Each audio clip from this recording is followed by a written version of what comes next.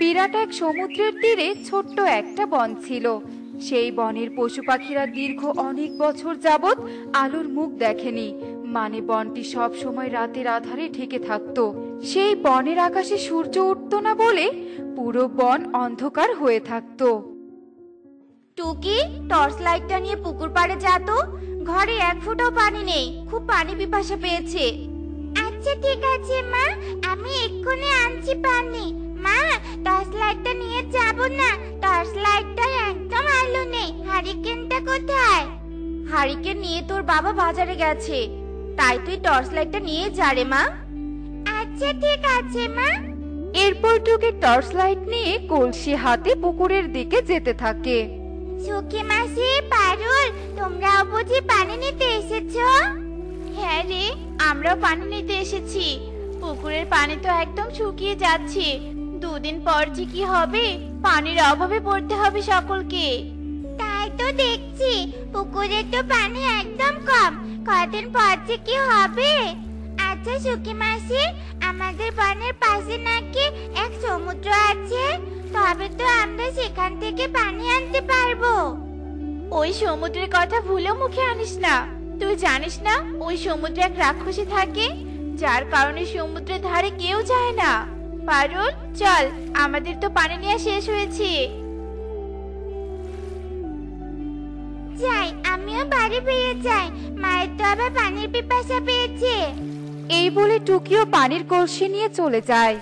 আরে তোতা দাদা, আজ দেখছি মাছ একদম কম এনেছো। আর বলো না, নদীতে তেমন মাছ পাওয়া যাচ্ছে না। আর তুমি তো জানোই সমুদ্রে যেতে পারি না, তাই তো মাছ কম তুলেছি। তা মাছের কেজি কত? 300 টাকা কেজি। এত দাম? কি আর করি বলো, মাছ তো পাওয়াই যাচ্ছে না। 24 ঘন্টা জাল ফেলেও মাছ ধরতে পারি না। তোমার কাছে 250 টাকা করে রাখবো, নিলে নিতে পারো। এরপর টোনা বাজার থেকে মাছ কেনে আর অন্যান্য দোকান থেকে সবজিও কিনে। মা, পানি নিয়ে এসেছি। পানি খেয়ে বড্ড তৃপ্তি পেলাম রে মা। খুব পিপাসা পেয়েছিল রে। এখন তো তৃষ্ণা মেটাতে পারছো মা, দুদিন পর হয়তো আর পারবে না। পুকুরে সব পানি প্রায় শুকিয়ে গেছে। আচ্ছা মা, সুখী মাসি বলছিল সমুদ্রে নাকি রাক্ষসী থাকে।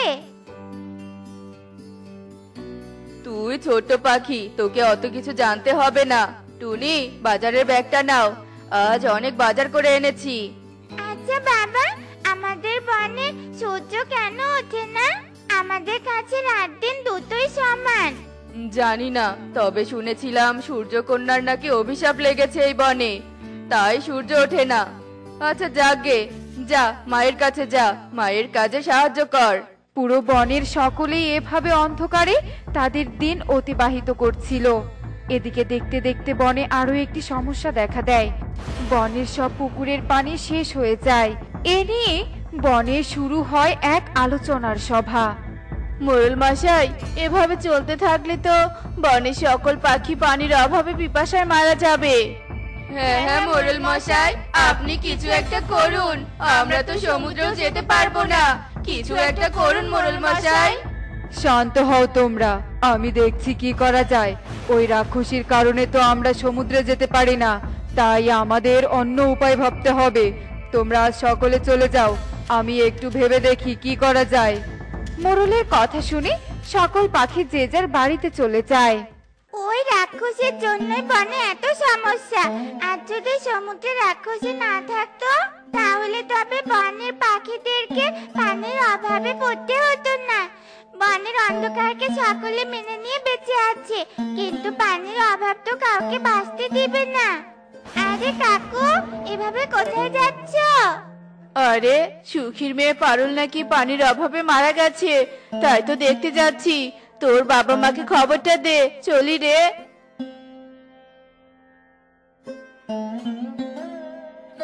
কি হয়েছে? কি হয়েছে রে টুকি? কি হয়েছে টুকিমা? সুখী মাসির মেয়ে পারুল পানির পিপাসায় মারা গেছে। কি? হায় বিধাতা, আমাদের বনে এ কি দুর্দশা শুরু হলো। টোনা চলো, সুখীর পাশে এখন আমাদের থাকা দরকার। টুকি তুই বাড়িতে থাক, আমরা তবে চলি। না, এসব আর মেনে নেওয়া যায় না। এ সব কিছু হচ্ছে ওই রাক্ষসের জন্য। আমি যাব ওই সমুদ্রে, সমুদ্রের ওই রাক্ষসের মুখোমুখি হব আমি। টুকি এই বলে সাহসিকতার সহিত টর্চ লাইট হাতে সমুদ্রের তীরে এসে পৌঁছায়। রাক্ষসী, রাক্ষসী, কোথায় তুই? তুই যদি এই সমুদ্রে থেকে থাকিস তবে বেরিয়ে আয়। রাক্ষসী, রাক্ষসী, কোথায় তুই? এ কি, কখন থেকে রাক্ষসীকে ডাকছি কিন্তু রাক্ষসী তো আসছেই না। তবে কি রাক্ষসী এই সমুদ্রে নেই? বনের সকলে ভুল ভাবছে, তাই হবে হয়তো। আমাকে পুরো বনের কথা বলতে হবে। শোনো শোনো শোনো, সকল পাখিদের জন্য একটা সুসংবাদ রয়েছে। আমাদের পাশের সমুদ্রে কোনো রাক্ষসী নেই, তাই তোমরা সকলে নির্ভয়ে সমুদ্রের পানি নিয়ে আসতে পারো। আমি সমুদ্রের ধারে গিয়ে দেখেছি, সেখানে কোনো রাক্ষসী নেই। টুকির ঘোষণা শুনে বনের সকল পাখি অনেক খুশি হয়। তারপর বনের প্রায় সকল পাখি সমুদ্রে পানি আনতে চলে যায়।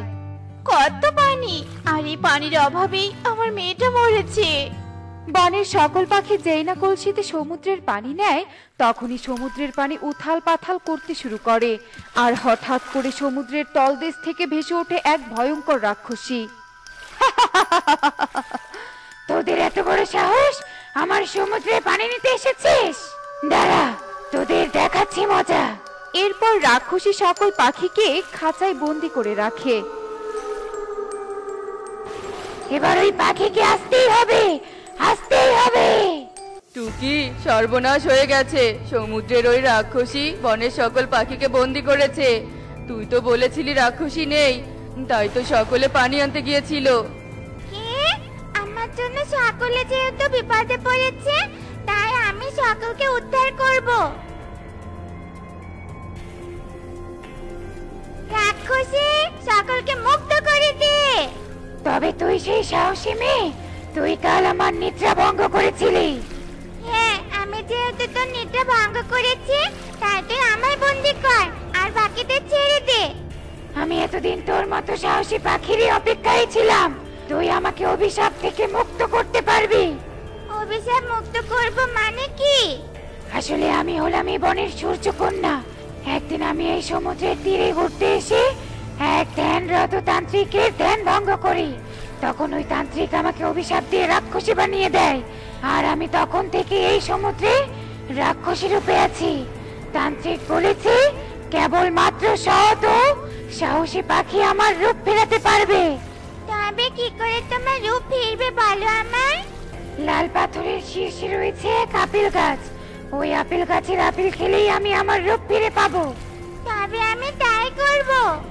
এরপর টুকি অনেক পথ পাড়ি দিয়ে সেই লাল পাথরের শীর্ষে পৌঁছায়।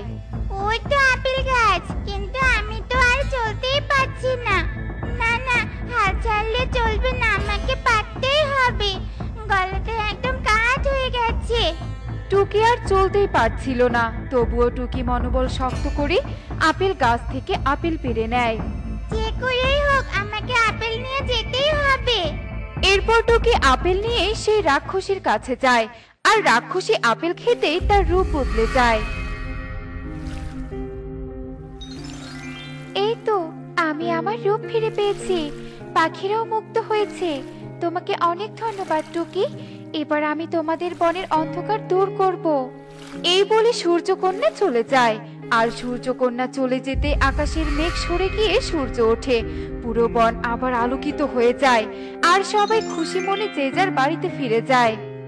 তাড়াতাড়ি ওর রে মা, তোদের কণিকা আর যোগুর বাড়িতে রেখে তারপর খাবার খুঁজতে যাব। দেরি হলে পরে আবার খাবারই পাবো না। তাড়াতাড়ি ওর। কি ব্যাপার মিনু মাসি, তোমার জমজ মেয়েদের নিয়ে হঠাৎ আমার বাড়িতে কেন? কি চাই তোমাদের? বাবা যোগু, আমি বনে খাবার খুঁজতে যাব। আমার মেয়েদের একা ঘরে রেখে যেতে মন সায় দিচ্ছে না, তাই তোদের বাড়িতে নিয়ে আসলাম। তোরা একটু আমার মেয়ে দুটোকে দেখে রাখিস তো, আমি তাড়াতাড়ি চলে আসবো। কি বললি? আমরা তোমার মেয়েদের দেখে রাখবো? তোমার মেয়েরা কি ছোট নাকি বাচ্চা যে হারিয়ে যাবে? আর আমাদের কি তোমার মেয়েদের চাকর মনে হয় নাকি? যত সব, যাও এখান থেকে। দেখো কণিকা মা, কণিকা ঠিকই বলেছে, কোনো কিছু দেখতে পারবো না। চলে যাও তো, চলে যাও এক্ষুনি। আর কোনোদিন এখানে আসলে ঘাড় ধাক্কা দিয়ে তাড়িয়ে দিব, এই বললাম আমি। এরপর মিনু তার মেয়েদের নিয়ে উড়তে থাকে। মা, এদিকে কোথায় যাচ্ছো? চলো বাড়িতে, আমরা বাড়িতে একা থাকতে পারবো। দেখো আমাদের জন্য তুমি কত অপমানিত হলে। চলো মা, বাড়িতে চলো। মারে, তোরা বুঝবি না, বনে অনেক দুষ্টু পাখি আছে, ওরা তোদের ক্ষতি করতে পারে।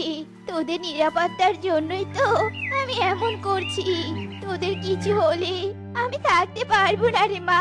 চল তোতা টিয়ের বাড়িতে যাই। মা, তোতা আর টিয়ে যদি যোগ্য কণিকার মতো অপমান করে তখন এর চেয়ে ভালো চলো ফিরে যাই। আমার বিশ্বাস ওরা আমাদের ফেরাবে না। চল তোরা। এরপর মিনু তার দুই মেয়েকে নিয়ে তোতা আর টিয়ের বাড়িতে আসে আর ওদের সব কথা খুলে বলে। তোতা টিয়ে রাজি হয়ে যায়। এরপর মিনু তার দুই মেয়েকে ওদের বাড়িতে রেখে খাবার খুঁজতে বের হয়। এভাবে বেশ কিছুদিন কেটে যায়। একদিন বনে এক জাদুকর আসে। আমার কালো জাদু প্রয়োগ করার জন্য দুটো কালো পাখি দরকার। এই বন থেকে সেই কালো পাখি সংগ্রহ করব।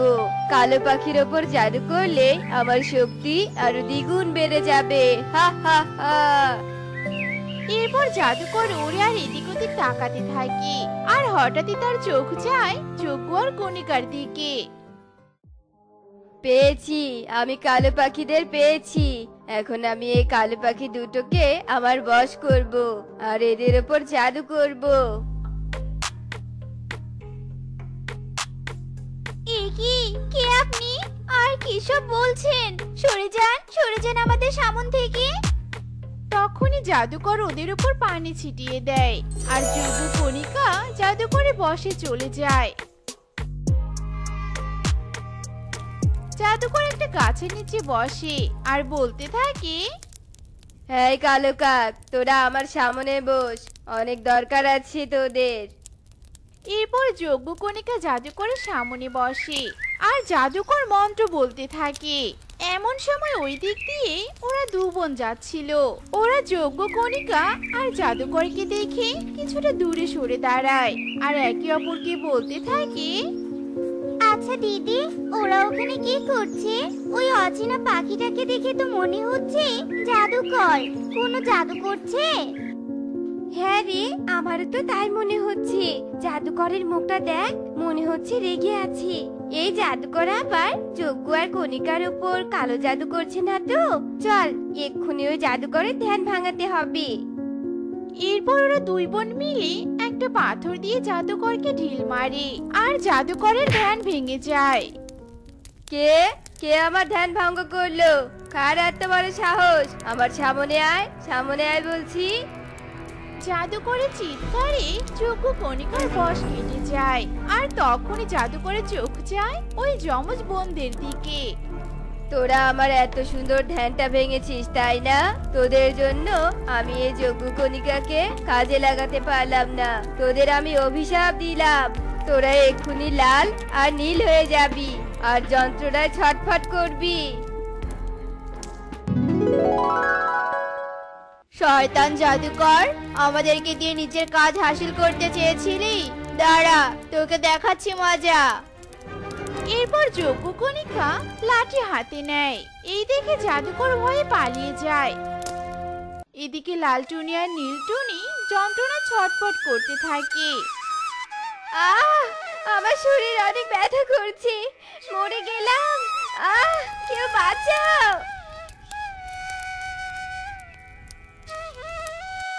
যজ্ঞ দেখো, ওরা অনেক কষ্ট পাচ্ছি। লালটুনি আর নীলটুনি না থাকলে আজ আমাদের অনেক বড় ক্ষতি হয়ে যেত। এদের এই অবস্থার জন্য আমরাই দায়ী। এদের সাহায্য করতেই হবে। চলো এদের বাড়িতে নিয়ে যাই। এরপর যজ্ঞকণিকা লালটুনি আর নীলটুনিকে নিয়ে মিনুর কাছে আসে আর মিনুকে সব ঘটনা খুলে বলে। সব শুনে মিনু অনেক কান্না করতে থাকে। এবার আমার মেয়েদের কি হবে? ওরা অনেক কষ্ট পাচ্ছে। ওদের কষ্ট আমার বুকে গিয়ে লাগছে। আমার মেয়েদের কিছু হলে আমি বাঁচবো না, আমি বাঁচবো না। মাসি শান্ত হও। এই বনের দক্ষিণে আমার জানা মতে একটা ভৈরবী মাতা আছে। তোমরা অপেক্ষা করো, আমি এক্ষুনি গিয়ে ওই ভৈরবী মাতাকে নিয়ে আসছি। আমার বিশ্বাস ভৈরবী মাতা এই অভিশাপ কাটাতে পারবে।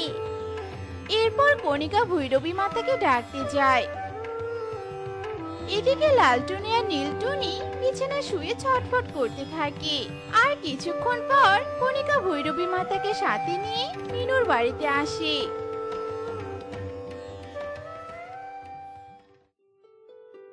ভৈরবী মাতা, আমার মেয়ে দুটোকে অভিশাপ মুক্ত করে দিন।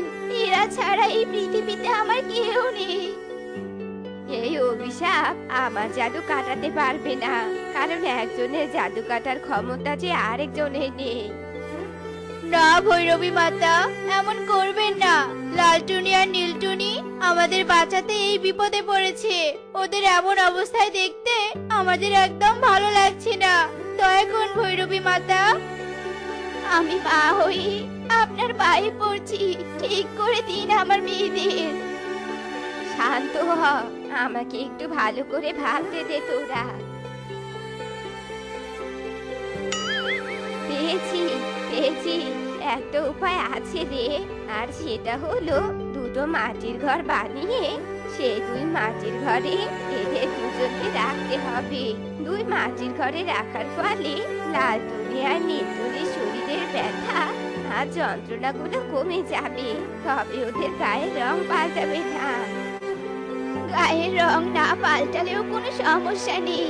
আমার মেয়েরা সুস্থ হলেই চলবে। আমি এক্ষুনি মাটির ঘর বানানোর কাজে লেগে পড়ছি। মাসিমা, আমরা তোমাকে সাহায্য করব। যজ্ঞ, তাড়াতাড়ি পাহাড় থেকে মাটি নিয়ে এসো। হ্যাঁ কণিকা, যাচ্ছি। এরপর যজ্ঞ পাহাড় থেকে মাটি নিয়ে আসে আর সবাই মিলে দুটো মাটির ঘর তৈরি করে।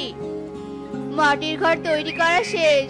মাসিমা, লালটুনি আর নীলটুনিকে নিয়ে এসো আর এই মাটির ঘরে রাখো তাড়াতাড়ি।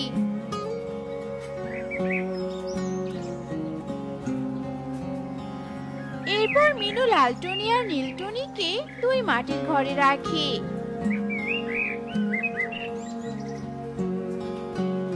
আর মিনু, যজ্ঞ, কণিকা সবাই বাইরে অপেক্ষা করতে থাকে। এভাবে বেশ কিছুক্ষণ কেটে যায়। মাটির ঘরে থাকার কারণে লালটুনি আর নীলটুনির শরীরে ব্যথা আর যন্ত্রণা কমে যায় আর ওরা বাইরে বেরিয়ে আসে। সোনারা আমার, তোরা সুস্থ হয়ে গিয়েছিস, আমি অনেক খুশি। আজকের পর থেকে আমি তোদের বাইরে যেতে দিব না। মা, তুমি আর কেঁদো না, এখন আমরা সম্পূর্ণ ঠিক আছি মা। বোন, তোরা আমাদের ক্ষমা করে দে। আমরা তোদের অপমান করা সত্ত্বেও তোরা আমাদের সাহায্য করেছিস, আর এখন এই অবস্থাও আমাদের জন্যই হয়েছে। ক্ষমা করে দে বোন, দয়া করে ক্ষমা করে দে। আরে দাদা, কি বলছো এসব? আমরা তোমাদের ক্ষমা করে দিয়েছি, আর এসব সৃষ্টিকর্তা আমাদের কপালে রেখেছিল। তোমরা এখন তোমাদের বাড়িতে যাও। এরপর যজ্ঞ, কণিকা চলে যায় আর মিনু লালটুনি আর নীলটুনিকে নিয়ে সুখে বাস করতে থাকে। তোমরা সবাই আমার এখানে কেন এসেছো? কি আবদার আছে আমার কাছে তোমাদের, বলো। পরিরানী, আমাদের জঙ্গলের সব পাখিরাই কোনো না কোনো সমস্যায় আছে। আমরা চাই আপনি আমাদের জঙ্গলে এসে আমাদের সব সমস্যার সমাধান করে দিন। ঠিক আছে, আমি তোমাদের সবার আবদার মেনে নিলাম, তবে আমি এখনই যেতে পারবো না। আমি পরিরাজ্যের সব পরিদের নিয়ে সভায় বসবো আর সবার কাজ বুঝিয়ে দিয়ে তবে আমি জঙ্গলে যাব। আচ্ছা ঠিক আছে পরিরানী, আপনার যখন ভালো মনে হয় আপনি তখনই আমাদের জঙ্গলে আসবেন। এবার আমরা সবাই আসি। সব পাখিরা পরিরানীকে বিদায় জানিয়ে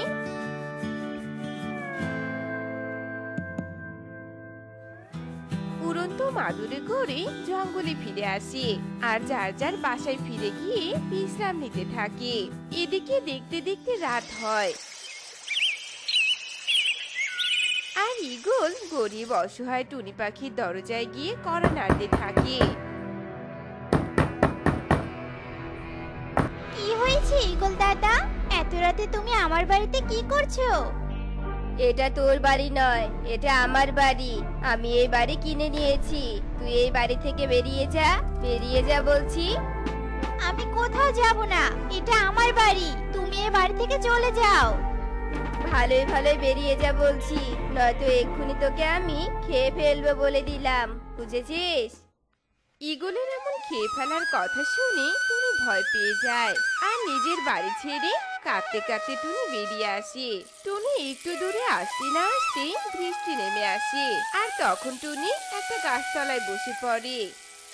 এখন আমি কি করব? একই তো অনেক রাত, আর তার উপরে ঝড় বৃষ্টি। আমার খুব ঠান্ডা লাগছে। টুনি ঠান্ডায় কাঁপতে থাকে। ঠিক তখনই কারো একটা কান্নার আওয়াজ শুনতে পায় টুনি। কে কাছে? মনে হচ্ছে ওই দিক থেকে কান্নার আওয়াজ আসছে। হয়তো বা আমার মতোই কোনো হতভাগী কাছে। ও মা, এই তো হাতির ছানা। ও ছানা, তোমার মা বাবা কোথায় গো? তুমি এমন করে বৃষ্টিতে কেন ভিজছো? আমি আমার মায়ের সাথে খাবার খুঁজতে বেরিয়েছিলাম, কিন্তু হাতের শিকারি ধাওয়া করে আর আমি আমার মায়ের কাছ থেকে হারিয়ে যাই। তারপর আমি অনেক খুঁজি আমার মাকে, কিন্তু আমি আমার মাকে আর কোথাও খুঁজে পাই না। আহারে, আর কেঁদো না। কিন্তু তোমার গায়ের রং গোলাপি কেন? আমার মা বলেছিল আমার ভিতরে নাকি কোনো এক দৈব শক্তি আছে, যার কারণে আমি দেখতে আমার গোলাপি রঙের। আচ্ছা ঠিক আছে, এবার চলো তুমি আমার সাথে।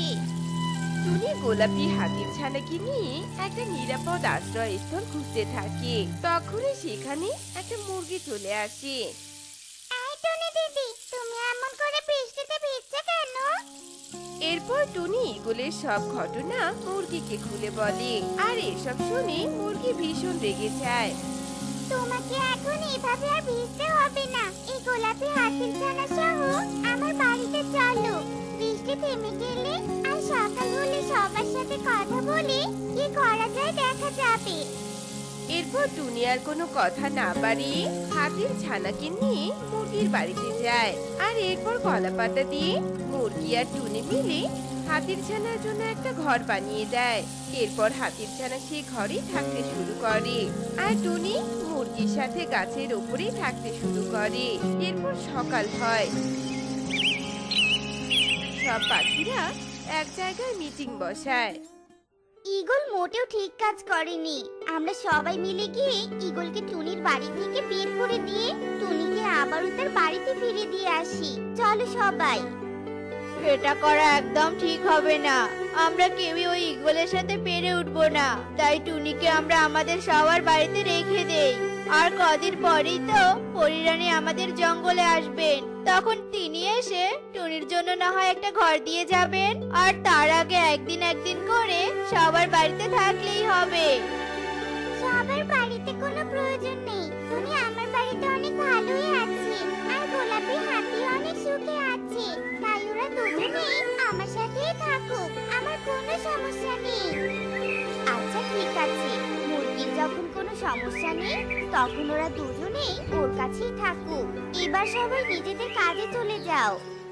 সবাই যার যার কাজে চলে যায়। এদিকে ঈগল টুনির বাড়িতে বসে ভাবতে থাকে, আমাকে এই পুরো বনে রাজত্ব করতে হবে। তার জন্য আমাকে অনেক শক্তির অধিকারী হতে হবে। হ্যাঁ, আমি বরং এক্ষুনি দানব ঈগলকে আহ্বান জানাই, কারণ একমাত্র দানব ঈগলই পারবে আমাকে আরো শক্তিশালী করে গড়ে তুলতে। দানবীয় ঈগল, কোথায় তুমি? আমি তোমাকে আহ্বান জানাচ্ছি, তুমি আমার সামনে প্রকট হও। তোমাকে যে আমার ভীষণ প্রয়োজন। কি হয়েছে তোর? তুই এমন করে ডাকছিস কেন আমায়? দানবীগণ, আমার শক্তি চাই। আমি এই পুরো জঙ্গল আমার দখলে রাখতে চাই। সবাই যেন আমার কথা শোনে, সেই ব্যবস্থাই এবার তোমাকে করতে হবে। ঠিক আছে, আমি তোকে সেই ক্ষমতা দিলাম। তোর যা খুশি তুই তাই কর। এরপর দানবীগণ ঈগলকে ক্ষমতা দিয়ে সেখান থেকে অদৃশ্য হয়ে যায়। আর এভাবেই দেখতে দেখতে কেটে যায় বেশ কিছুদিন। ঈগল জঙ্গলে গিয়ে তার তাণ্ডব লীলা চালাতে থাকে। আমাকে আজ থেকে তোরা তোদের রাজা হিসেবে মানবি। আমি যা বলবো তোরা তাই করবি। আমরা কখনোই তোমার মতো একজন দুষ্ট পাখিকে রাজা হিসেবে মেনে নিব না। আর আমাদের জঙ্গলে আমরা সবাই রাজা, নতুন করে আর কোনো রাজার প্রয়োজন নেই। কি এত বড় সাহস তোদের? তোরা আমাকে আমার মুখের ওপর অপমান করলি। আমি তোদের কাউকে ছাড়বো না।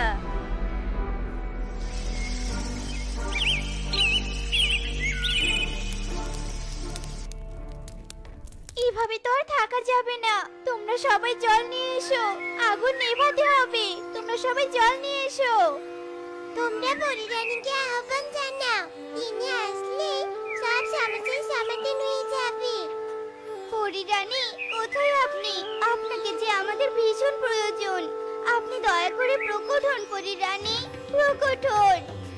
প্রকট হন পরিরানী, প্রকট হন।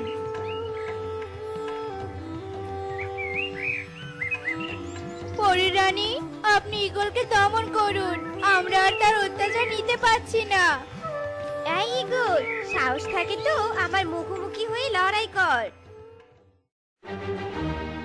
পরিরানী, আপনি অযথায় লড়াই করতে চলে এসেছেন। আপনি খুব ভালো করে জানেন যে আমার সাথে লড়াই করে আপনি হেরে যাবেন। হা হা হা। পরি আর কোনো কথা না বলে হাতির পিঠ থেকে নেমে দাঁড়ায়। আর তখনই গোলাপি হাতির ছানার পুরো শরীর একেবারে গোলাপি আলোয় চকচক করতে থাকে। বোকা ঈগল, তোর শক্তি আজকেই শেষ। এই বলে হাতির ছানা ঈগলকে মারতে শুরু করে। আর হাতির একটা করে মার খেয়ে ঈগলের শক্তি আস্তে আস্তে কমতে শুরু করে। এক পর্যায়ে হাতির ছানা ঈগলকে নিজের পায়ের তলায় ফেলে মেরে ফেলে। অশুভ শক্তির বিনাশ হলো আর শুভ শক্তির জয় হলো। হাতির ছানার এই রূপ দেখে সবাই অবাক হয়। তোমরা অবাক হও না। গোলাপি হাতির ছানাকে আমি পাঠিয়েছিলাম জঙ্গলের খবর রাখার জন্য। আর এজন্য ওই হাতি ছাড়া বেশি তোমাদের সাথে ছিল। এবার সবকিছু ঠিক হয়ে গেছে, তোমাদের আর কোনো ভয় নেই। পরিরানীর কথা শুনে সবাই অনেক খুশি হয়। আর তারপর থেকে সবাই অনেক সুখে দিন কাটাতে থাকে। শোন না টুনি, আজ আমি আসার সময় কালুর বাগান দেখে এলাম। কত কলা যে ধরেছে, আমার তো দেখে জিভে জল চলে এসেছে। চল না, গিয়ে কলা খেয়ে আসি। আচ্ছা ঠিক আছে, তুই যখন বলছিস তো চল। এই শালিক, এই মিষ্টি, চল চল, কালুর বাগানে গিয়ে কলা খেয়ে আসি। চল চল। এরপর সবাই মিলে কালুর বাগানে যায় আর কলা খেতে শুরু করে। এদিকে কালু একটা লাঠি নিয়ে সবার পিছন পিছন উঠতে শুরু করে, কিন্তু কাউকে ধরতে পারে না। সবাই উড়ে পালিয়ে যায়। আজ থেকে তোদের জ্বালায় আমি বাগানেই থাকবো। দেখি তোরা কিভাবে আমার বাগানের কলা খাস। এরপর থেকে কালু বাগানেই থাকে আর বাড়িতে যায় না। এদিকে টুনি ভাবতে থাকে, এই কালু তো আমাদের এভাবে কলা খেতে দিবে না। অন্য ফোন দিয়ে আঁকতে হবে আমাদের। সুখী, শালিক, টিয়ে, শোন তোরা, আমার মাথায় একটা বুদ্ধি এসেছে। আমি ওই কালুকে একটু আলাদা করে ডেকে নিয়ে গল্প করতে থাকবো। আর তোরা এই সুযোগে কালুর কলা বাগান থেকে কলা চুরি করে নিবি। বুঝতে পেরেছিস? ওই চালাক কালু কি তোর ফাঁদে পা দিবে টুনি? দিবে দিবে, অবশ্যই দিবে। আমার মতো সুন্দরীর সাথে কে না ভাব জমাতে যাবে বল? টুনির কথা শুনে সবাই অনেক হাসতে থাকে আর হাসতে হাসতে যে যার বাড়ি চলে যায়। আর এইভাবেই সেই দিনটা কেটে যায়। পরের দিন সকালবেলা আবার সবাই মিলে এক জায়গায় জড়ো হয় আর আগের দিনের পরিকল্পনা অনুযায়ী কালুর বাগানে যায়। আর টুনি, এই যে কালু, এদিকে শোনো না। এই বাগানে তো শুধু সারাক্ষণ চুপচাপ করে বসে থাকো তুমি। চলো না, আজ একটু মজা করে গল্প করি। দেখবে তোমার মনটা অনেক ভালো হয়ে যাবে। চলো না। টুনির মুখে এমন কথা শুনে কালু পুরোই ফিদা হয়ে যায় আর টুনিকে নিয়ে আলাদা জায়গায় গিয়ে একটা সুন্দর গাছের উপর বসে গল্প শুরু করে। জানো কালু, তুমি কত সুন্দর আর অনেক পরিশ্রমী। আমার না তোমাকে দেখে খুব মায়া হয় গো। এই যে তুমি রোদে পুড়ে বৃষ্টিতে ভিজে কাজ করো, তোমার তো জ্বর সর্দি ধরে যাবে, তাই না? একটু নিজের খেয়াল রাখবে না তুমি? তোমার মতো করে আমাকে তো আর কেউ বুঝে না টুনি। জানো, আমার না খুব ইচ্ছে আমি আমার বাগানের সব কলা বিক্রি করে অনেক বড়লোক হয়ে যাব আর একটা প্রাসাদের মতো বাড়ি বানাবো। আর তোমার মতো একটা সুন্দরীকে সেই প্রাসাদের রানী বানাবো। এদিকে কালু বকবক করেই চলেছে আর ওইদিকে সুখীরা কলা চুরি করে নিয়ে বাগান থেকে বেরিয়ে টুনিকে ইশারায় ডাকছিল। এদিকে টুনি ইশারা পেয়ে কালুকে বলে, কালু, আমি তবে আজ যাই গো। বাড়িতে আমার অনেক কাজ পড়ে আছে। মা আবার আমাকে খুঁজে না পেলে অনেক বকবে। তুমি নিজের খেয়াল রেখো গো। আচ্ছা, আজ তবে যাও। আর শোনো, কাল কিন্তু অবশ্যই আসবে। এরপর টুনি এক ছুটে সেখান থেকে চলে যায়। এদিকে কালু তার বাগানে গিয়ে দেখে অনেকগুলো কলা নেই। কি ব্যাপার, কলাগুলো কোথায় গেল? আমার ক্ষুধা লেগেছে, তাই হয়তো আমি সবকিছু উল্টাপাল্টা দেখছি। যাই, আগে বাড়ি গিয়ে একটু খেয়ে আসি। এরপর কালু বাড়ি চলে যায়। এদিকে টুনি তার বান্ধবীদের নিয়ে অনেক মজা করে কলা খায় আর যে যার বাড়ি চলে যায়। এরপর পরের দিন সেই আগের সময়ে টুনি তার বান্ধবীদের নিয়ে কালুর কলা বাগানে আসে আর কালু সেখানে আগে থেকেই টুনির জন্য অপেক্ষা করছিল আর সাথে অনেকগুলো কলা নিয়েছিল। কালু, তুমি কেমন আছো? আর এত কলা নিয়ে কেন দাঁড়িয়ে আছো? আসলে টুনি, আমার খুব ইচ্ছে হচ্ছিল তোমাকে এই কলাগুলো দিতে, তাই তো আমি কলাগুলো নিয়ে দাঁড়িয়ে আছি। ও মা, তুমি কত ভালো গো কালু। তোমার মতো এত ভালো পাখিকে আমি আগে কখনো দেখিনি।